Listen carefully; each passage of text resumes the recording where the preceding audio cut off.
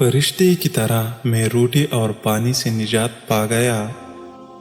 میں آسمان جیسی در کا بغیر کسی غرض کی طواف کرتا ہوں۔ ہر زخم پر مکھیاں جمع ہو گئی تاکہ کوئی بندہ اپنی زخم کی پیپ نہ دیکھ سکے۔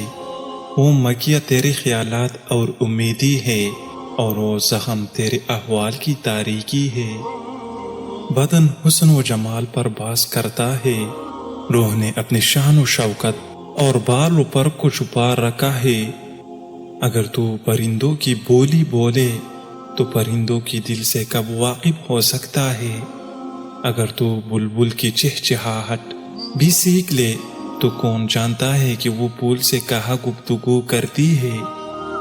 اس کاری زندگی میں ہر بندہ دوسروں کے عیبوں پر نگاہ جمائی ہوئی ہے۔ اے بے وقوف انسان، کبھی اپنے گریبان میں جاگ کر اور اپنے عیبوں پر غور کر، تجھے اپنے اندر دوسروں سے زیادہ داغدار ملے گا۔ عقل مند اور عاقل انسان تکبر اور مستی اپنے دماغ سے نکال دیتا ہے۔ جب وہ فرعونوں اور قوم عاد کا قصہ سنتا ہے، اللہ کا شکر ہے کہ اس نے ہمیں بعد کے لوگوں میں پیدا کیا، اور ہم نے ان سزاؤں کے بارے میں مجھے سن لیا جو ہم سے پہلے لوگوں کو دی گئی۔ ضد کو خوب واضح کرتی ہے، سرکے کے مقابلے میں شہد واضح ہو جاتا ہے۔ نہر کا پانی اپنے گوبر کو خود صاف نہیں کر سکتا، انسان کا علم نفس کی جہالت کو صاف نہیں کر سکتا۔ تو کہتا ہے کہ خدا تجھے یوں ہی بخش دے گا، تو اس کو ایک شیطان کا فریب سمجھ جس نے تجھے بجا اوری اعمال سے غافل کرنے کے لیے یہ الٹی سمجھا رہی ہے۔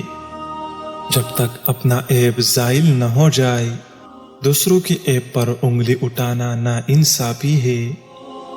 صدق اور یقین زندگی کا سرمایہ ہے۔ اگر دل کے باغ کا ایک تنکا بھی کم ہو جائے تو عقل مندوں پر ہزاروں غم و درد چھا جاتی ہے۔